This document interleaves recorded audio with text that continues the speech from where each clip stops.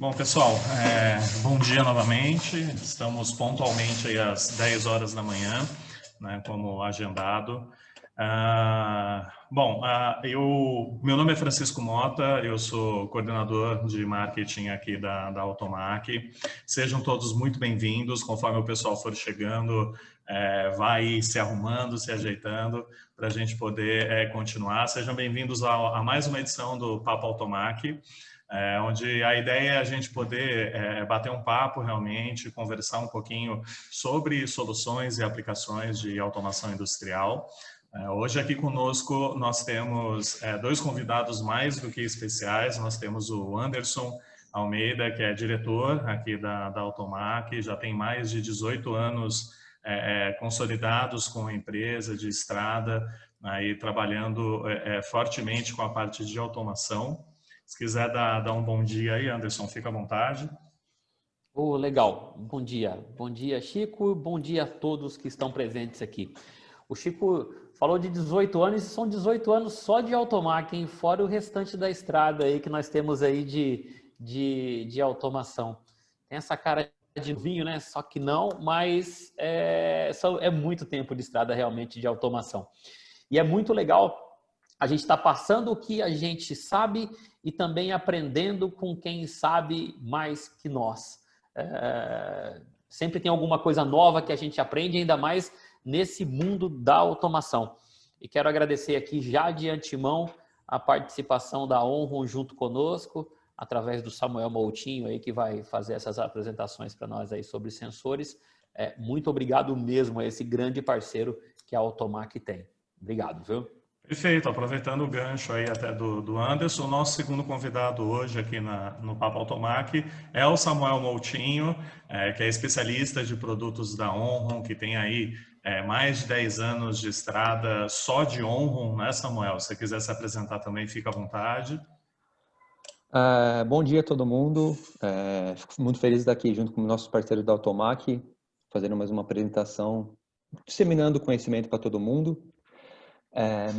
Bom, como o Francisco me apresentou, meu nome é Samuel, sou especialista de produtos na Onron. Na área de automação e engenharia tenho mais de 10 anos já, só que desses mais de 10 anos são só na Onron, né? Uma empresa que é muito reconhecida pela sua tecnologia e sou especialista de produtos na área de sensores e componentes industriais, que são equipamentos para painel, medição, todos esses segmentos de produto. Perfeito, e é exatamente o nosso assunto de hoje, né? O Samuel veio para trazer um pouco aí do conhecimento dele, né, da expertise de mercado dele, exatamente em tecnologia para sensores, né? Então eu acho que tem bastante conteúdo, tem bastante coisa boa para a gente poder ver nesse papo de hoje.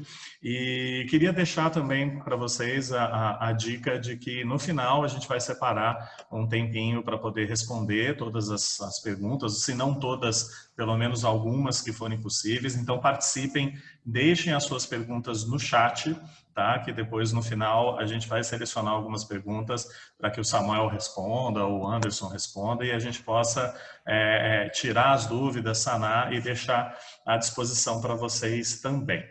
Depois que a gente terminar aí o papo, ao longo do dia eu devo enviar também para todos os participantes um questionário de avaliação do evento, tá? Esse questionário é muito importante para que a gente possa cada vez mais melhorar, saber sugestões de vocês sobre temas que vocês gostariam que nós trouxéssemos, né, nas próximas edições do Papo Automac.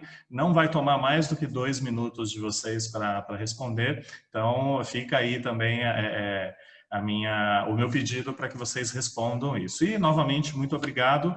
E eu acho que a gente pode começar, né, Samuel? Opa, vamos dar sequência aqui. Legal, bacana, vamos lá. Opa.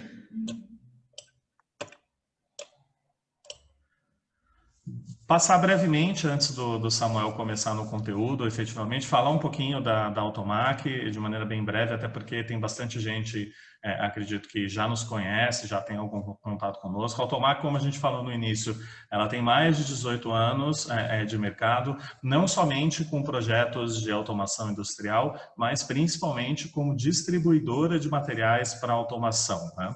Então, nós atendemos empresas dos mais diversos segmentos, dos mais diversos portes, sempre aí na parte industrial. Além da Onron, nós representamos também outras marcas que atuam em outros segmentos e a gente faz esses projetos personalizados também.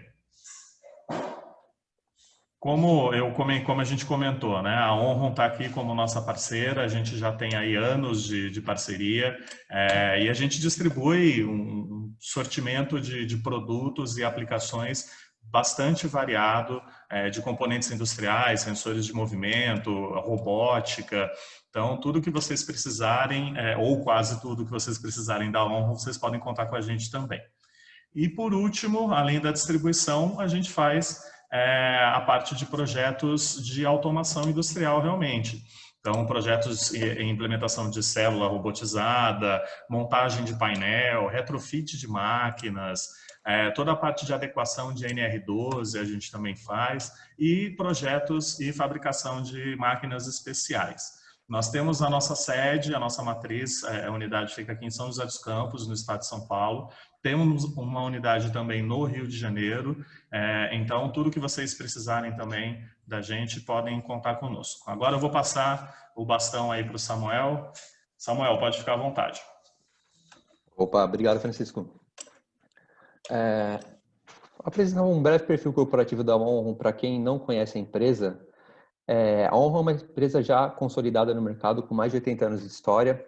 Fomos fundados no Japão no ano de 1933 e somos uma empresa multinacional com mais de 350 unidades em 110 países, atuando na Europa, Ásia, Oceania e Américas, com mais de 36 mil funcionários e um faturamento anual de 8 bilhões de dólares.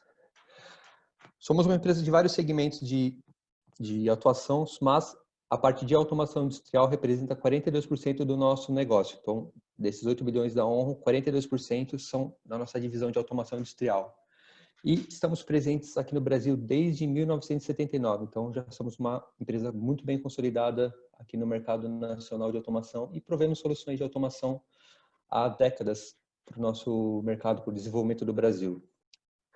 Nossa filial fica lá em São Paulo, na Vila Olímpia, nosso escritório, que conta com suporte técnico, engenharia de aplicação, um laboratório para testes, o nosso Proof of Concept, nosso laboratório de robótica e automação, onde nós conseguimos desenvolver aplicações, desenvolver testes de conceito, demonstrações, um laboratório de alta tecnologia. A Onron se baseia na plataforma de automação, plataforma Sysmac, que é uma plataforma de automação integrada para o controle de uma máquina. É uma plataforma que engloba diversos pontos de automação de um processo de automação. Então, essa plataforma Sysmac engloba dispositivos de sensing, sensores, robótica, visão, segurança, movimentação, controle e integração de automação com TI. Então, com essa plataforma Sysmac, nós conseguimos englobar totalmente a parte de automação, desde o chão de fábrica, com a parte de sensoramento, até a parte de integração de TI, tecnologia da informação, com TA, a tecnologia de automação. Então, integrar o chão de fábrica com os níveis mais altos da automação e de gerenciamento de fábrica. Falar hoje um pouco sobre a parte de sensoriamento. Então, sensoriamento é a parte primária de uma automação, né? Ela que vai gerar todos os dados, todos os inputs para um dispositivo de controle, um CLP, um PC industrial, para gerar uma lógica de controle para fazer o controle de meus dispositivos de saída, válvulas, motores, aquecedores, contadores, relés. Então, eu costumo dizer que o sensor é a mão e o olho de uma automação. Ele que enxerga as coisas que estão acontecendo ao redor e indicam para o meu controlador qual que é a ação que ele tem que tomar baseado naquele sensoriamento. Um sensor bem bem dimensionado, sempre vai gerar uma resposta confiável do meu controlador. Então, se eu tenho uma base instalada de sensores confiáveis, eu com certeza vou ter uma confiabilidade nos sinais que eu vou estar mandando para o meu controlador. Quando a gente fala de sensor, a gente tem uma gama gigante de produtos que a gente pode chamar de sensores, digamos assim. Temos tanto sensores de processo, que são sensores de medição de vazão, pressão, temperatura. Sensores padrões de automação de máquina, que são sensores fotoelétricos, sensores de proximidade. Parte de sensoriamento de medição, que são aqueles sensores que eu utilizo para fazer controle dimensional de um produto, uma medição precisa, na casa centesimal, milesimal em alguns casos, onde eu preciso garantir uma conformidade geométrica da minha peça. Parte de sensoriamento para segurança, parte de sensoriamento segurança da máquina, para o operador, para o processo. E também sensoriamento baseado em imagens, com os nossos sensores de visão e sistemas de visão. A gama é muito grande de produtos, então aqui a gente vai falar mais sobre a parte de sensores discretos, sensores de automação de máquina mesmo, e também sobre sensores de medição, fazer um breve passagem também por esses dois tipos de sensores. Se a gente fosse aprofundar muito no sensor, nesses tipos de tecnologia, tanto de sensores discretos, sensores fotoelétricos, indutivos, como sensores de medição, a gente consegue passar horas falando. Então eu vou passar mais uma pequena overview sobre algumas tecnologias desses tipos de produto. Os principais tipos de sensores na automação de uma máquina seriam parte de sensores de proximidade, fotoelétrico e sensores de medição. Quando a gente fala de sensores de proximidade, a gente fala também de eles são também conhecidos como os sensores indutivos e os sensores capacitivos. Então, são sensores que trabalham próximo a meu equipamento, a minha máquina, ao produto que eu estou fazendo a detecção. Então, eles são os sensores mais básicos de uma automação. Antes de falar dos tipos de sensores, eu quero passar primeiro pelos tipos de saída que esses sensores têm. Então, se esses meus sensores, eles detectam o meu ambiente, eles têm que enviar um sinal para o meu dispositivo de controle. Então, basicamente, quais os tipos de sinais principais que eu tenho que um sensor consegue me gerar? Isso é comum para todos os tipos de sensores. Então, tem as saídas digitais, saída PNP, NPN ou dois fios, que são sensores AC/DC, que eles funcionam quase como uma chave on-off. O principal tipo de saída que a gente tem hoje para sensores aqui no Brasil é utilizado mais os sensores do tipo PNP, né? São saídas digitais. Em sensores de processo ou sensores de medição, eu trabalho bastante com uma saída analógica, tanto de tensão como de corrente, que essa saída varia de acordo com a entrada que esse meu sensor está lendo. Então, se um sensor de vazão, se aumenta a vazão de líquido passando por uma tubulação, essa saída analógica varia proporcionalmente à vazão que esse meu sensor está fazendo a leitura. E também sensores com comunicação em rede, que atualmente se fala muito sobre o IO-Link. Eu não vou me estender muito aqui no IO-Link, porque esse tópico já renderia um webinar inteiro, uma apresentação inteira, só sobre falar sobre essa nova tecnologia de comunicação para sensores.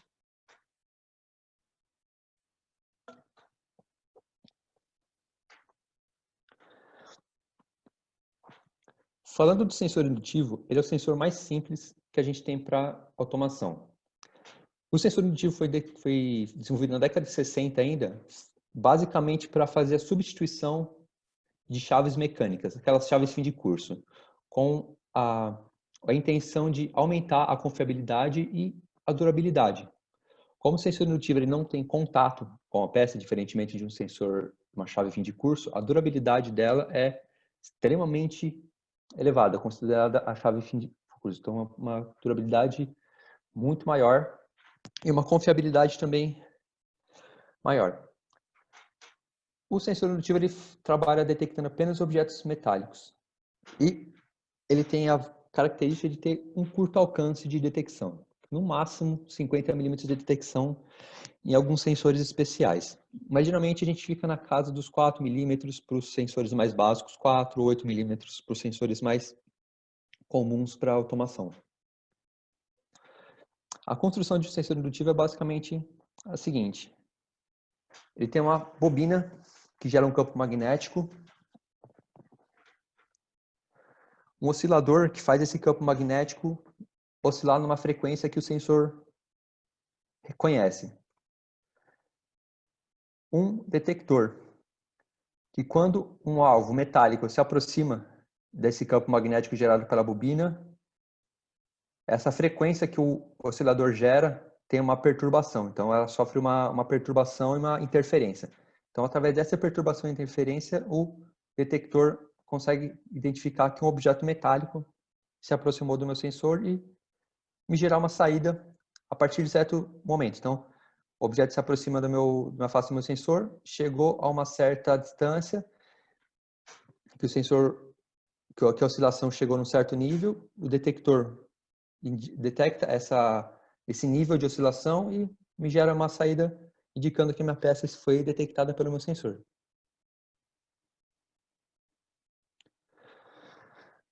Basicamente, quando a gente fala de sensor indutivo, os principais modelos que existem são os sensores retangulares e os sensores tubulares, que são sensores com corpo roscado, que são conhecidos como sensores M8, M12, M18 e M30, que seriam os diâmetros dele. Sensor diâmetro M8, M12, M18 e M30. Os sensores tubulares são os mais comuns na automação. Então, sensores que têm uma maior demanda e maior volume de uso, até pela facilidade de instalação dele. Por ser um sensor tubular, a instalação acaba sendo bem simplificada. Então, também tem um custo bem interessante, bem atrativo. Quando a gente fala de sensor indutivo, a principal característica dele, o que gera o campo magnético, a bobina, ela pode ser montada de duas maneiras no meu sensor. Ela pode ser montada de uma maneira faceada, então a bobina ela fica montada dentro do meu sensor, protegida pelo corpo do sensor, ou não faceado, onde a bobina é maior e ela fica com essa protuberância que sai para fora do corpo do sensor. O que muda de um para outro? Quando o sensor é faceado, essa bobina ela tem um campo magnético um pouco mais fraco, mas é um campo magnético direcionado apenas para frente do sensor. Então eu posso montar o meu sensor rente a um objeto metálico que o campo magnético do meu sensor está sendo projetado para frente. Eu não vou ter o risco de detectar a lateral onde o meu sensor está instalado. Se eu uso um sensor não faceado, o campo magnético é maior, mas também ele se propaga pelas laterais do sensor. Isso tem uma vantagem que ela gera uma distância maior de detecção. Geralmente um sensor não faceado tem o dobro do alcance de um sensor faceado. Só que eu tenho a diferença de que eu tenho que me atentar para a instalação do meu sensor. Eu não posso ter nada de metal em volta, ou meu sensor pode acabar detectando a minha peça.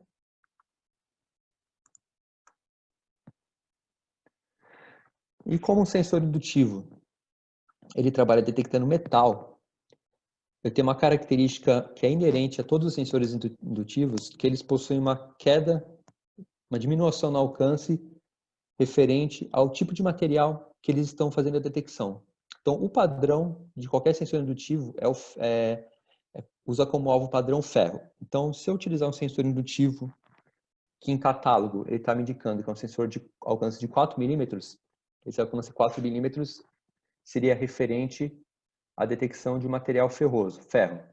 Então, qualquer material diferente que eu esteja detectando, eu tenho uma atenuação nessa minha detecção. Então, aqui um exemplo de um sensor com alcance de 4 milímetros. Então, na detecção de ferro, ele mantém esses 4 milímetros. Se eu vou para aço inox, o alcance já cai um pouco, né? Cai para 3 milímetros. E os maiores problemas na detecção de um sensor indutivo são os materiais não ferrosos, né? Aqui no caso, alumínio, bronze e cobre, onde o alcance cai para metade ou para menos, por exemplo, no caso do cobre. Então, um sensor para alcance de 4 milímetros, se eu for fazer a detecção de um objeto de cobre, ele cai para praticamente 1,5 milímetro. Às vezes a gente tem que sempre se atentar a essas características, porque às vezes a gente tem que superdimensionar um sensor para conseguir detectar numa distância segura. Às vezes, se eu fosse montar esse sensor a distância de 1,5 milímetro para detectar o cobre, ele pode não ficar muito bem posicionado na minha máquina, podendo ter um risco de alguma colisão, alguma quebra do meu sensor. Então, às vezes eu preciso sobredimensionar meu sensor. Utilizar um sensor maior, com alcance maior, ou até um sensor igual, do mesmo diâmetro, por exemplo, nesse caso 12 milímetros, mas com um alcance estendido, um alcance maior, para evitar que eu precise montar o sensor muito próximo da minha peça.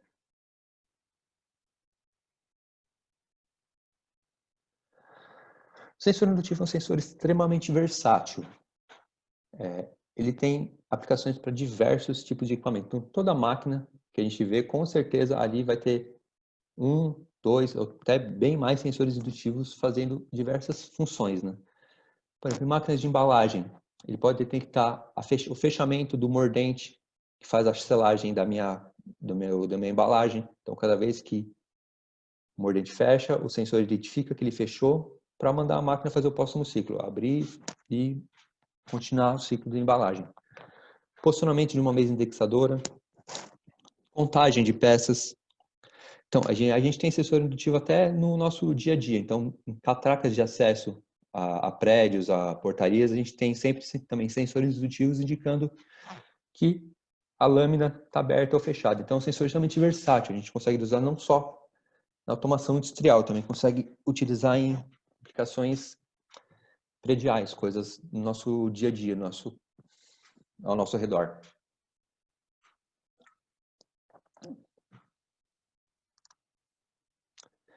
E também a gente tem sensores indutivos para diversos tipos de aplicação. Eu tenho sensores indutivos de uso geral, que são aqueles sensores que vou poder usar em qualquer tipo de equipamento. Ele não tem nenhuma característica especial para diferenciar ele. A gente chama isso de sensores de uso geral. São aqueles sensores simples, básicos, que vão em qualquer tipo de máquina. Aí, com isso, também temos sensores especiais, sensores com alcance aumentado, onde talvez eu preciso detectar uma peça com distância maior do que o convencional, ou que nem naquele caso que eu comentei um pouco anteriormente. Talvez eu tentando detectar um material como o cobre, que tem um alcance que um sensor convencional ele perde muito alcance, ou utiliza um sensor com alcance estendido para conseguir deixar esse alcance um pouco maior, para conseguir montar o sensor. Sensores para ambientes agressivos, onde geralmente o corpo do sensor é fabricado totalmente em aço inox, que garante uma resistência maior ele contra intempéries do ambiente, contra, por exemplo, colisão de objetos, em máquinas de usinagem, por exemplo, contra cavacos voando no meu sensor, que pode danificar ele com o tempo. E também sensores para operar em temperaturas elevadas, temperaturas fora do convencional. Então, a escolha de um sensor correto para aplicação vai garantir que a máquina, que o meu processo produtivo funcione sem problemas e sem nenhuma parada inesperada. Então, às vezes o sensor básico, o sensor geral, às vezes ele é mais barato, mas ele pode não se adequar àquela minha máquina. Então, às vezes eu tenho que fazer uma troca mais constante do meu sensor. Então, às vezes vale a pena eu investir num sensor um pouco mais elaborado para eu garantir que aquela minha máquina, aquele meu processo não tenha nenhuma falha inesperada, nenhuma quebra repentina, nenhuma falha do meu sensor. Então, a escolha do meu sensor também depende muito do ambiente onde eu vou instalar ele. A ON possui uma gama muito grande de sensores, né? Aqui eu vou só falar basicamente na parte de sensores indutivos, os mais básicos, os sensores mais padrões que a gente trabalha, né? A linha E2B, que é um sensor indutivo padrão, que utiliza os sensores são sensores que englobam os modelos principais do mercado, né? Que são os modelos M8, M12, M18 e M30. São sensores com alcance simples ou um alcance aumentado, que tem um alcance um pouco maior que um sensor convencional. Tem um grau de proteção IP67, então é um sensor que ele pode ser molhado, não lavado. Ele pode receber respingos de água, pode trabalhar em ambiente com muita poeira, que ele não vai sofrer nenhuma dano, nenhuma nenhuma falha por esse tipo de ambiente. E trabalhar em ambientes até 70 graus. E um sensor com custo-benefício extremamente atrativo. Para ambientes agressivos, temos a E2FM, que são sensores para aplicações mais desafiadoras, onde a resistência mecânica é o problema, é o diferencial, é o que vai fazer meu sensor operar corretamente. Então, o sensor que eu utilizo, por ele ser totalmente açinox, a face dele também ser açinox, eu consigo trabalhar com ele em ambientes onde eu posso ter colisão de peças, onde uma peça pode colidir com o meu sensor, onde um sensor indutivo padrão não tem a face de açinox, ele tem uma face de plástico, não resistiria. E um sensor imune a cavaco, onde o cavaco proveniente de um processo de usinagem não vai ficar aderindo na face do sensor e chegar um momento que ele vai gerar uma falsa detecção, gerar um erro na minha leitura por estar com cavaco acumulado na face dele. Então são sensores, um sensor para um ambiente um pouco mais diferenciado. Sensores para alta temperatura. Então, são sensores de aço inox que trabalham até 120 graus contínuos. Ideais para ambientes mais agressivos, alimentos e bebidas, ou ambientes onde eu preciso fazer uma lavagem constante do meu sensor por questões higiênicas do próprio processo produtivo.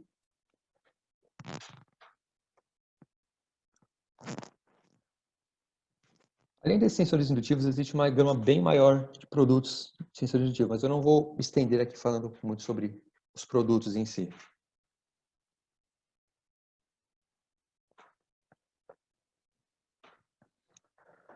Outro tipo comum de sensor, muito utilizado na automação, são sensores fotoelétricos. Eles são sensores extremamente versáteis, né? Porque eles conseguem detectar praticamente qualquer tipo de material. Metal, plástico, alumínio, madeira, vidro e até, em alguns casos, materiais transparentes, garrafas de vidro, chapas de vidro, que existem sensores especiais otimizados para trabalhar com esses produtos. Até filmes plásticos transparentes, aqueles filmes plásticos que a gente usa para embalar alimentos, existem sensores fotoelétricos que mesmo nesses produtos sendo extremamente transparentes, tendo uma transparência extremamente alta, eu consigo detectar a presença deles corretamente. Sensores de longo alcance. Então, o sensor indutivo fotoelétrico, como o sensor indutivo tem um alcance curto, então 5, 10, 40 milímetros, com sensor fotoelétrico eu consigo chegar na dezenas de metros, consigo chegar com sensores com alcance de 30 metros de detecção.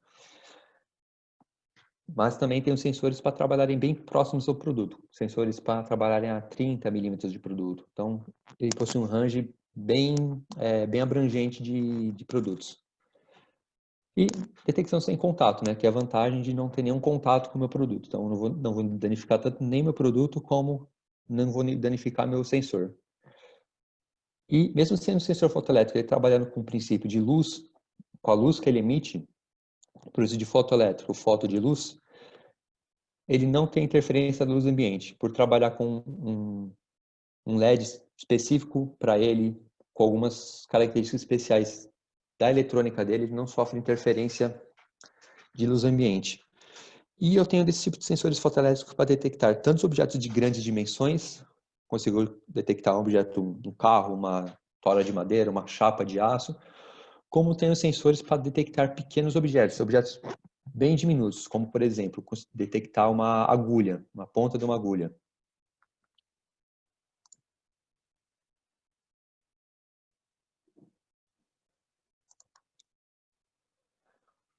Bom, o sensor fotoelétrico, ele tem basicamente 3 princípios de detecção. O primeiro tipo seria o sensor do tipo barreira, que ele é o sensor que tem os maiores alcances de detecção. É um sensor que trabalha com o elemento de emissão de luz em um corpo e o receptor em outro corpo. Então, o emissor ele emite um feixe de luz e o receptor lê esse feixe que o emissor está enviando. Então, caso qualquer objeto cruze a frente do meu sensor, ele bloqueia essa luz, o elemento receptor automaticamente vai identificar que alguma coisa cortou esse feixe de luz e vai me detectar e gerar uma saída indicando que esse objeto foi detectado. Esses são os tipos de sensores que têm maior alcance no mercado, por ele poder incluir nele um LED de uma potência bem alta.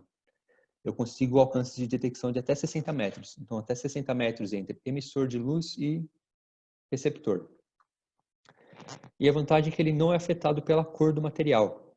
Até porque como ele trabalha basicamente tipo, com o objeto cortando a luz que ele está emitindo, ele não é afetado pela cor do objeto. Ele pode ser afetado pela opacidade do material. Se ele for transparente, aí sim eu posso ser afetado, mas em questão de cor, um objeto escuro, um objeto branco, preto, borracha, madeira, ele não vai sofrer nenhuma interferência em detecção.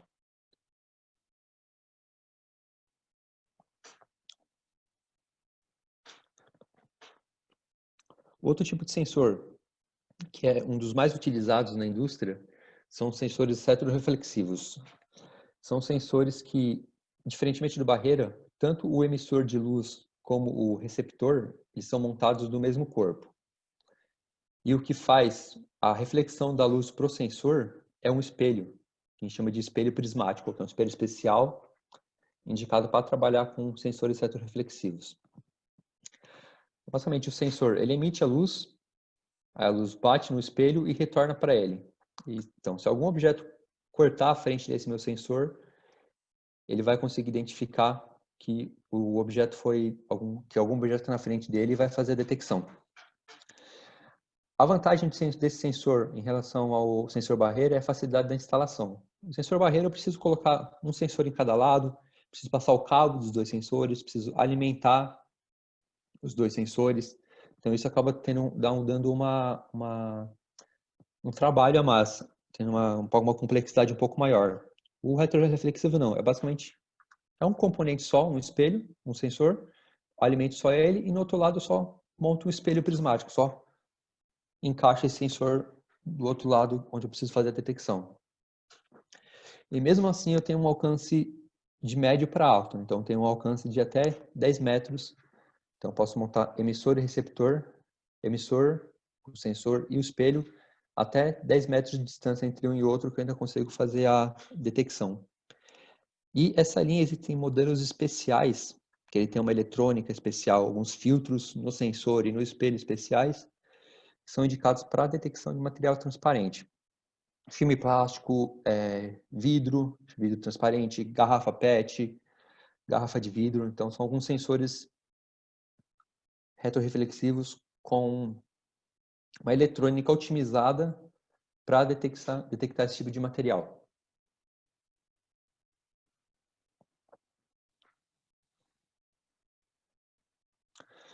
E por último, o último modo de funcionamento de um sensor fotoelétrico são os sensores difuso. Eles são parecidos com o retroreflexivo. Eu tenho tanto o emissor de luz como o receptor montados no mesmo produto, no mesmo corpo. Só que ao invés da luz refletir em um espelho, ele trabalha com a luz que o objeto que ele está detectando reflete para ele. Então o sensor ele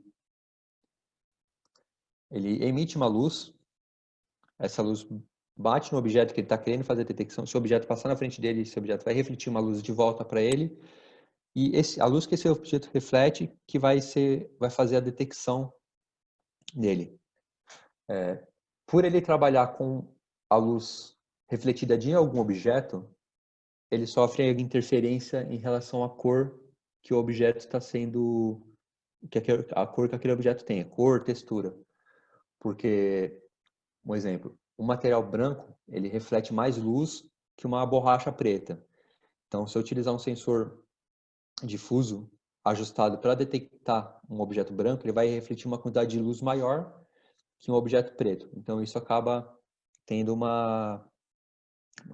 eu posso ter diferença de detecção em um produto. Às vezes eu ajusto um sensor fotoelétrico, um difuso, para detectar um objeto de uma cor. Se passar um objeto de uma outra cor, ele pode não detectar, porque ele não está ajustado vai detectar aquele outro objeto porque aquele produto absorveu mais luz que o outro. O sensor fotoelétrico difuso, ele tem alguns modelos especiais na linha dele, né? Que são sensores com algumas características melhoradas para ajudar na detecção ou para algumas aplicações especiais que só um sensor difuso conseguiria fazer. Basicamente, são sensores com supressão de fundo, os sensores para detecção de marca e o sensor para detecção de cor.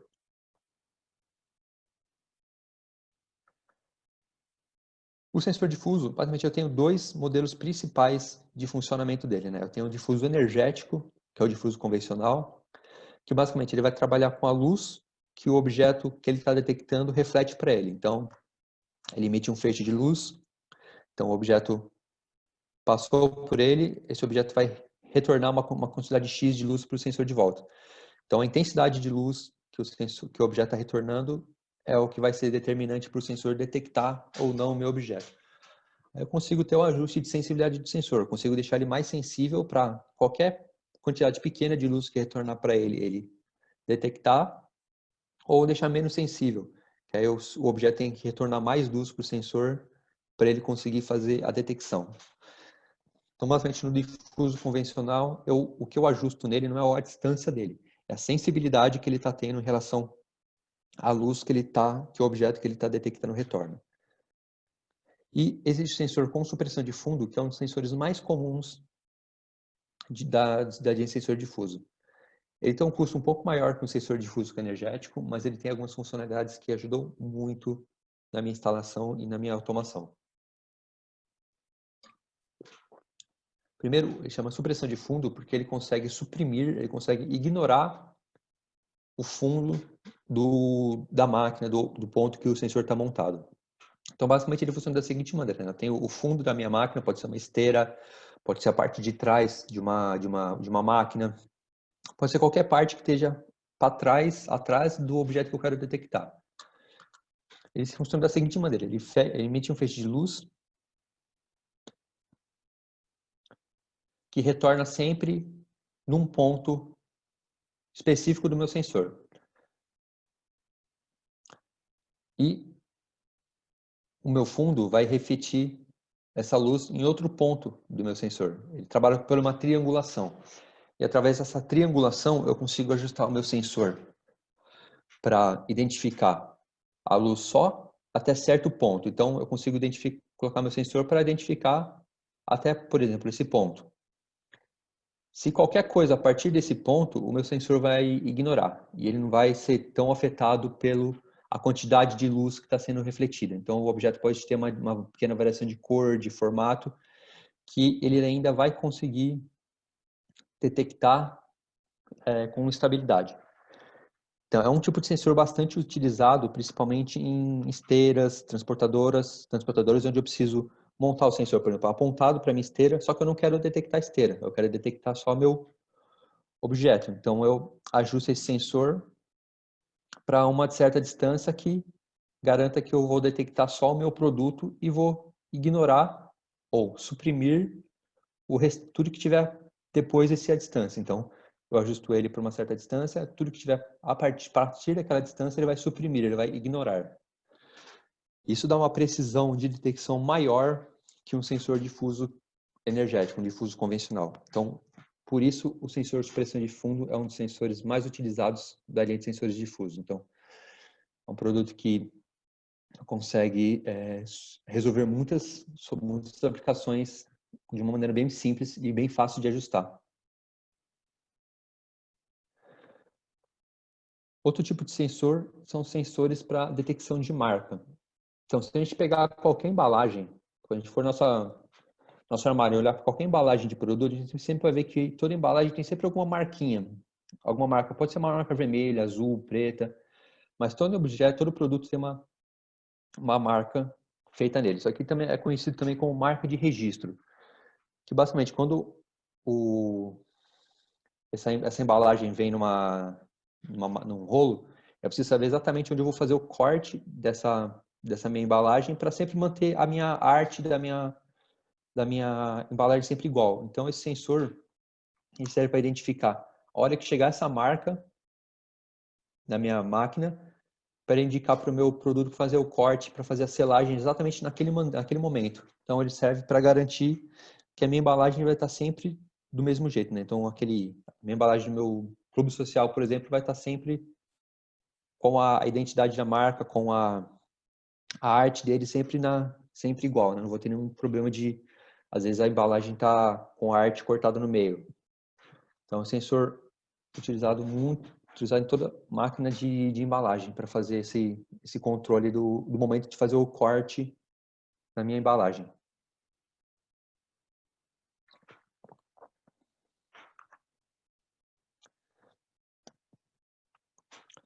Quando a gente fala de sensores fotoelétricos, a gente tem também diversos modelos e formatos de montagem. Então, basicamente, nos sensores fotoelétricos, a gente separa em sensores com um amplificador incorporado, que o que seria isso? Seria o sensor tudo em um. Tanto a parte eletrônica quanto a parte de lente, a parte de LED, iluminação, tudo é incorporado em um encapsulamento só. Então, o sensor já é tudo em um. Um sensor já é o produto completo.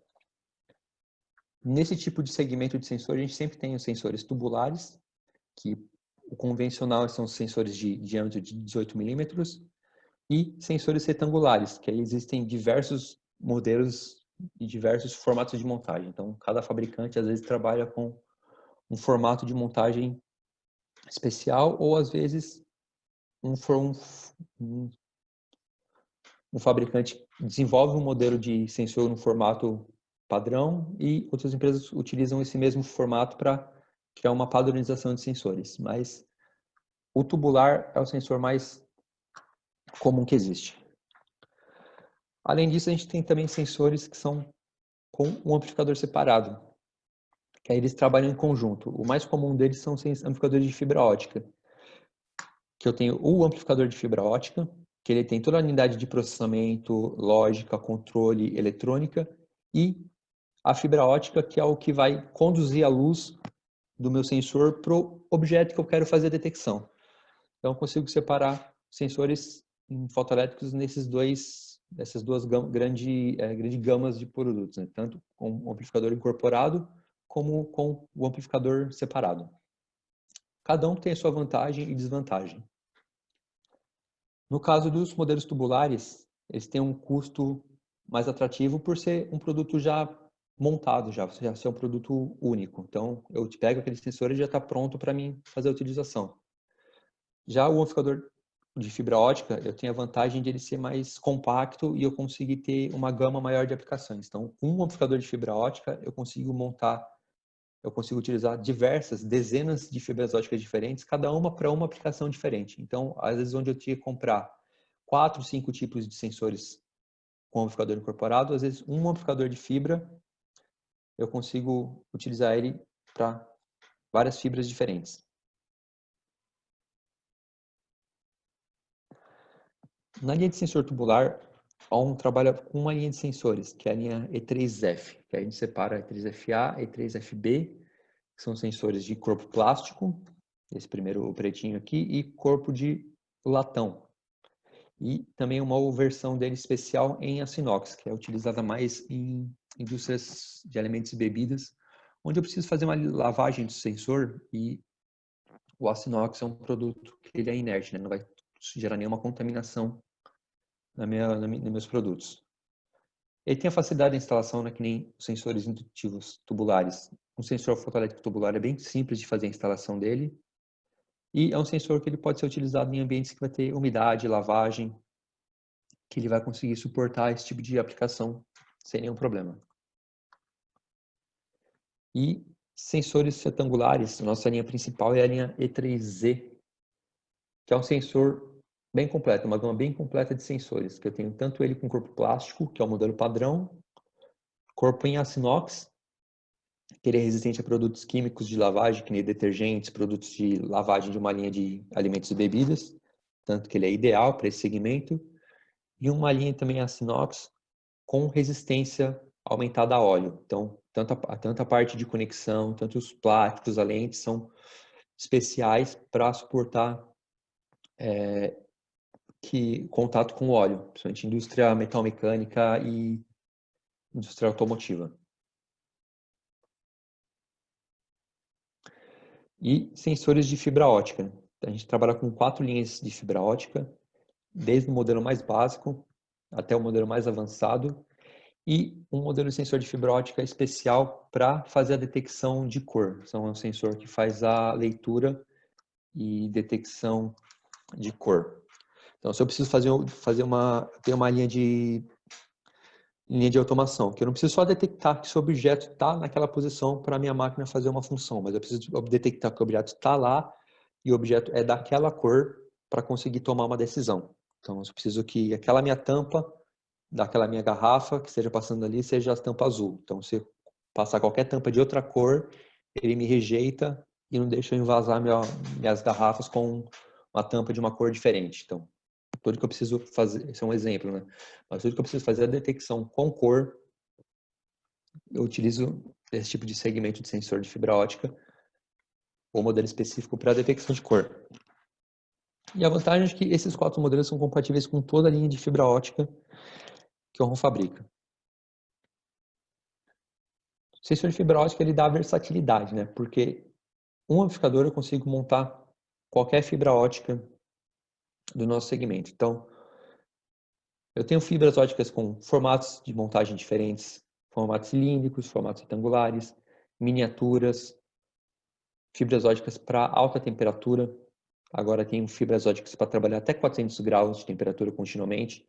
Então, onde nenhum outro sensor, tanto indutivo como fotoelétrico padrão, suportaria, uma fibra ótica consegue trabalhar. Então, até 400 graus, porque ela não tem eletrônica nenhuma, né? Ela é só uma fibra de vidro com um revestimento nela. Então, ali não tem eletrônica nenhuma. Toda eletrônica, que é o amplificador, vai estar em uma parte da minha máquina que está segura, uma parte da máquina que está a temperatura ambiente. Então, ele é com esse tipo de sensor, eu consigo ter aplicações para trabalhar em alta temperatura. E também resistente a produtos químicos, produtos corrosivos, óleos, diversos tipos de produtos químicos. Como eu comentei, um amplificador, eu tenho uma gama imensa de fibras que eu posso montar nela. E as principais aplicações para sensores de fibra ótica geralmente são ambientes especiais, espaços restritos, onde eu não consigo montar um sensor fotoelétrico comum. Às vezes eu não tenho espaço suficiente para montar. Às vezes não sei, uma fibra ótica é o ideal, porque normalmente são compactas. Eu tenho fibras com diâmetros de 3 milímetros de diâmetro. Então eu consigo encaixar ela em praticamente qualquer ponto da minha máquina. Ambientes com temperatura elevada, que nem eu comentei. Eu tenho fibras óticas para trabalhar até 400 graus de temperatura, um ambiente que nenhum outro sensor consegue suportar. E também para detecção de área, fibras com uma barreira de luz, onde qualquer objeto que passar nesse ponto aqui, em qualquer ponto, ele vai conseguir fazer a detecção. Eu não preciso que o objeto passe exatamente na frente do sensor. Então, eu tenho uma janela aqui de detecção um pouco maior.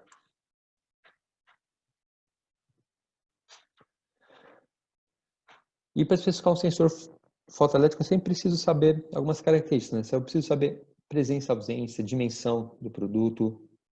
Você precisa saber que eu vou fazer verificação por cor ou é só detecção do produto normalmente. Eu preciso verificar a cor dele.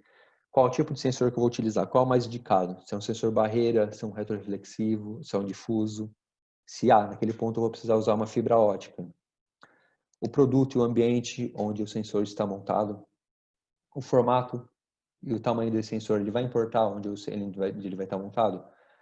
Às vezes não, às vezes ele não importa. Então eu posso não necessitar de um sensor de fibra ótica, eu posso colocar um sensor convencional. Qual é a cor desse produto? Qual é o material que ele é feito? Às vezes um sensor difuso padrão convencional, se eu quero fazer a detecção de uma borracha preta, talvez não é o mais indicado. Às vezes eu preciso pensar em algum outro tipo de sensor. O posicionamento do sensor. E importante também é a saída, né? Vai ser NPNP, NPN.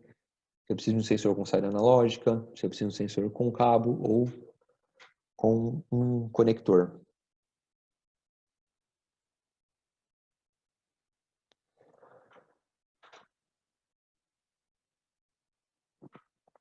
Um terceiro tipo de sensor muito comum na parte de automação de máquinas são sensores de medição. São sensores que eu utilizo para verificar com precisão as tolerâncias geométricas de uma peça. Então, se eu preciso ver a tolerância dela, a dimensão dessa peça, se ela está correta com a minha especificação, a distância que essa peça está do meu sensor, se eu preciso garantir que uma peça esteja sempre a uma distância X para eu conseguir fazer alguma ação. Se eu preciso indexar uma peça, eu preciso saber se ela está na sensor de medição. Se eu preciso medir o deslocamento de uma peça corretamente. E também utilizar não só para verificação geométrica, às vezes para presença e ausência. Às vezes um produto meu montado corretamente ou montado incorretamente, a diferença entre os dois peças são coisas de milímetros, décimos de milímetros. Então, às vezes, pequenas diferenças podem ser usadas para garantir a qualidade da inspeção. Então, às vezes, uma pequena variação de milímetros pode ser o que vai identificar se o meu produto está montado corretamente ou não. Então, a gente usa sensores de medição aonde? Né? Basicamente, se eu preciso medir a altura de uma peça, preciso fazer realmente a medição de uma altura. Empeno, onde eu utilizo dois sensores em pontos diferentes, onde eu consigo verificar o empenamento de uma chapa, por exemplo, saindo de uma forja. Medição de espessura, que é uma aplicação muito comum para esse tipo de sensor, principalmente a entrada de prensa, onde eu preciso saber a espessura da minha chapa, ou se por algum motivo está entrando duas chapas numa prensa, que isso pode causar um dano no ferramental. Contagem de produto. Deslocamento, às vezes eu preciso saber se meu produto está, um conjunto mecânico, se ele está encaixado corretamente, eu preciso saber se ele está a uma distância correta de montagem, se ele teve o deslocamento correto, se ele está totalmente encaixado. Então, eu posso ver o deslocamento. Ou presença e ausência, né? Às vezes minha peça montada ou desmontada falta, por exemplo, uma arruela. Tem uma peça que eu preciso ter uma arruela dentro dela e o incorreto é sem. Então, utilizo um sensor de medição para verificar a presença e ausência com precisão elevada. Quando a gente fala de medição, a gente tem basicamente 4 tecnologias principais, né? A gente tem sensores a laser, que são os mais comuns na linha de medição. Sensor por contato, são aquelas canetas apalpadoras. Sensor do tipo indutivo, que existem sensores indutivos de alta precisão para algumas aplicações especiais.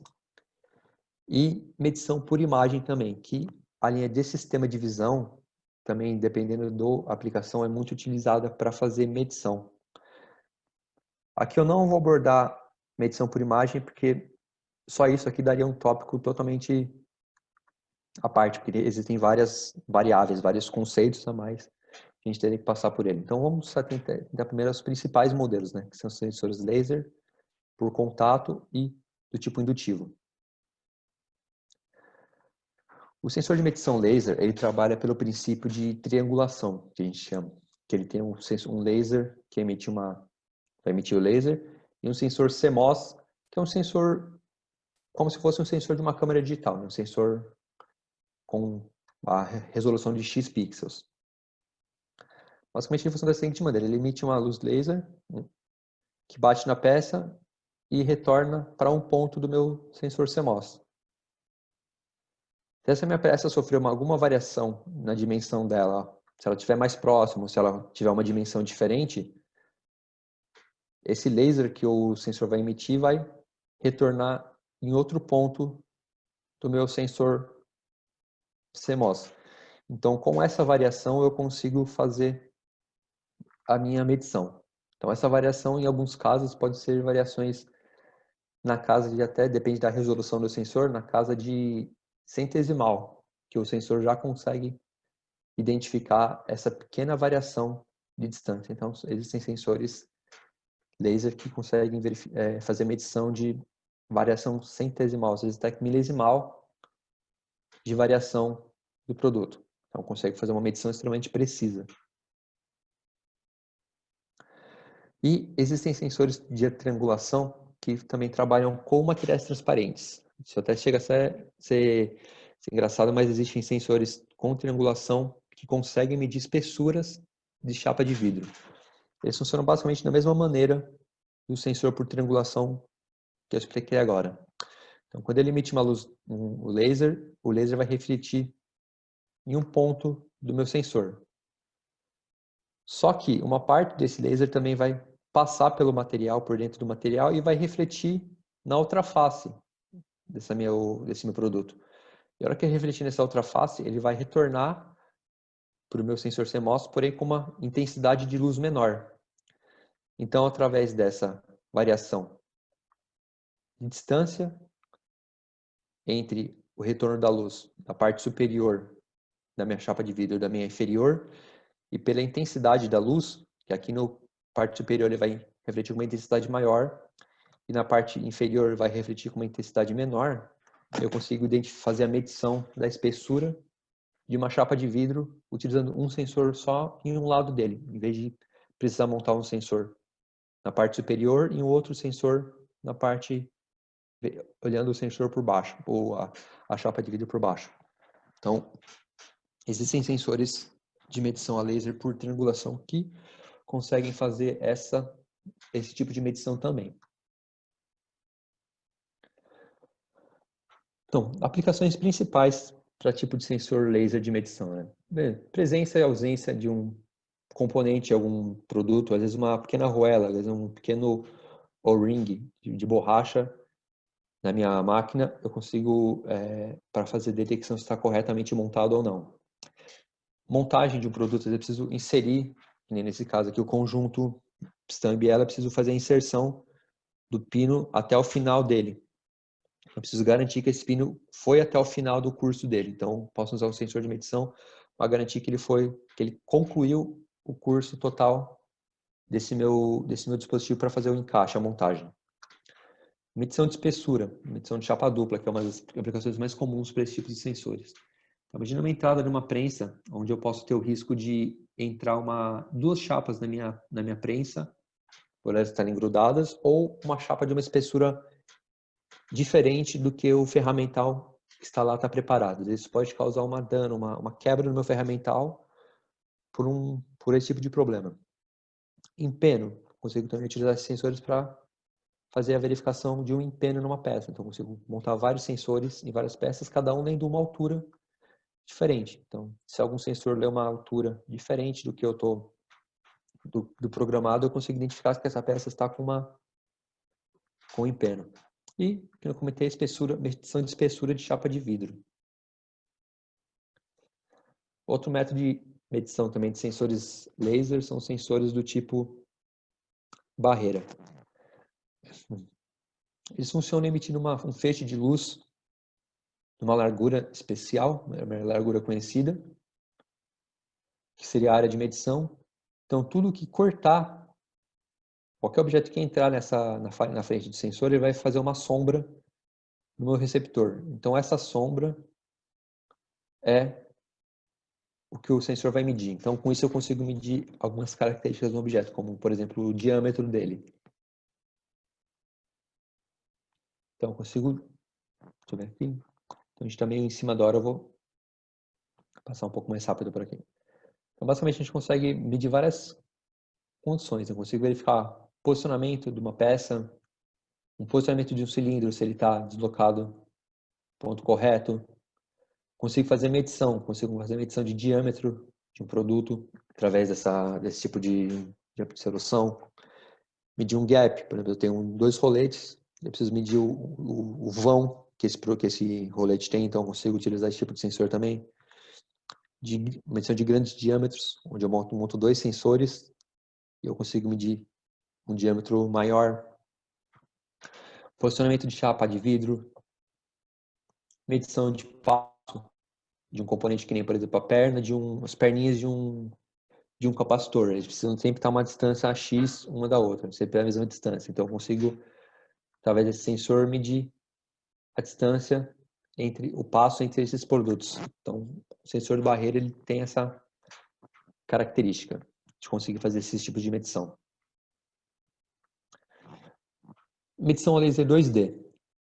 Diferentemente dos outros sensores, ele possui em vez de mandar um feixe de laser pontual, um ponto de laser, ele abre uma linha de laser que faz como se estivesse fatiando o meu produto. Com isso, ele consegue montar um perfil em X e Z, em largura e em altura da minha peça. E com isso eu consigo fazer a medição de várias características dela, como por exemplo, essa largura, essa diferença de altura, o ângulo entre essas peças. Então, me abre uma gama bem maior de aplicações. Então, por exemplo, eu consigo verificar steps, tem diferença de altura na montagem de um produto, a largura de um vão, a posicionamento, um ângulo, consigo verificar qual que é a área entre dois pontos.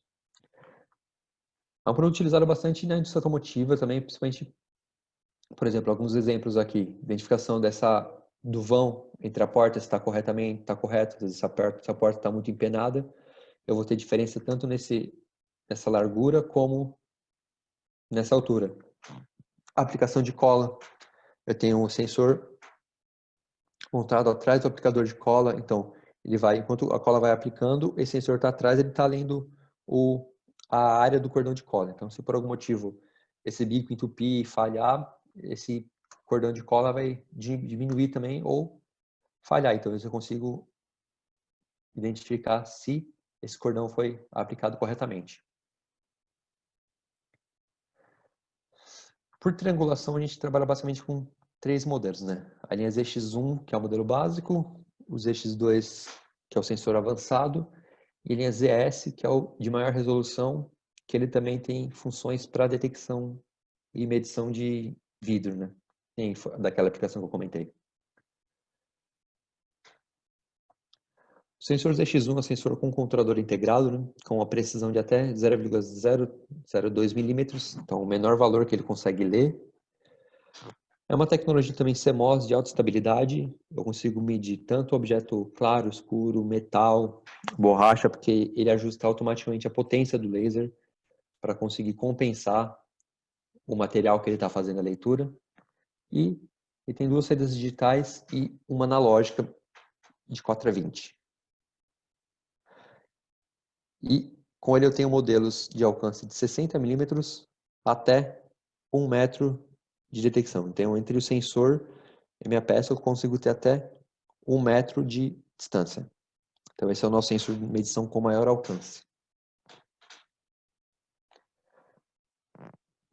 A linha ZXGT, que é o sensor de medição do tipo barreira, que ele seria como se fosse um paquímetro digital, paquímetro laser, que ele tem resolução de 10 microns, então 10 microns é o menor valor que ele consegue ler de variação do meu produto.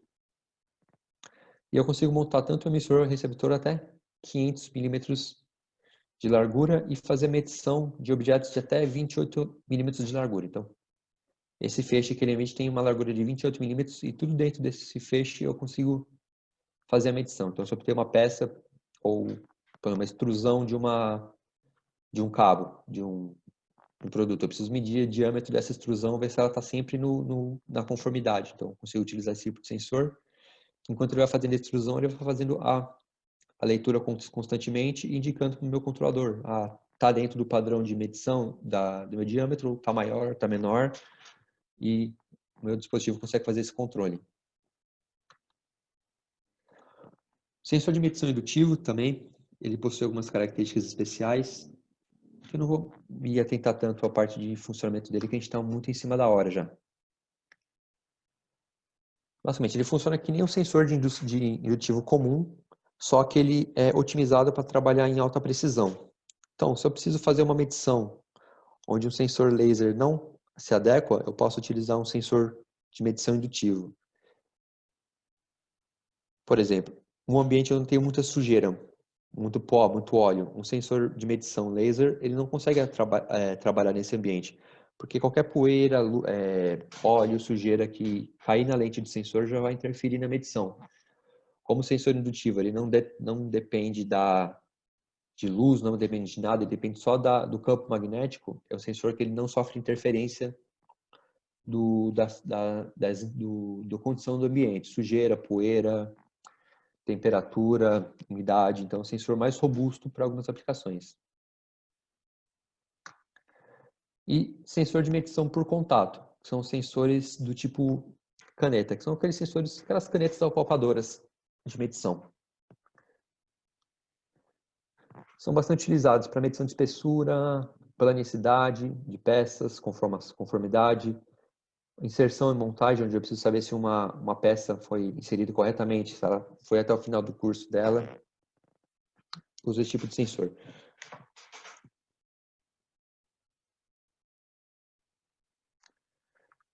Na linha de sensor de medição, essa de contato é a nossa linha onde a gente tem a maior resolução. Então, nesse tipo de sensor, a gente tem a linha E9NC, que tem uma resolução de até 0,1 micron. Então, o menor valor que esse sensor consegue ler é a variação de 0,1 micron de medição. E é um sensor que ele consegue ser também ligado em rede. Eu consigo colocar até 30 sensores em rede para fazer a medição. Imagina, só tem uma peça com vários pontos de medição, eu consigo utilizar até 30 desses sensores fazendo a medição e jogar diretamente esses dados via rede no meu controlador. Então aqui a gente já passou um pouquinho do tempo, mas eu acho que tive que dar uma corrida agora no final por causa de muita questão de tempo. Eu já estava estendendo demais para a gente não passar muito da hora. Perfeito, Samuel, muito bom.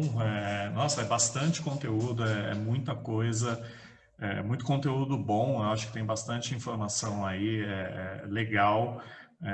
A gente vai separar o material também para disponibilizar, se possível, para o público, né, que participou com a gente. A galera ficou aí presente, mandaram dúvidas para a gente. Então, assim, como a gente passou um pouquinho do tempo, mas claro, eu acho que 40 minutos para a gente falar de tanto conteúdo bacana é pouco.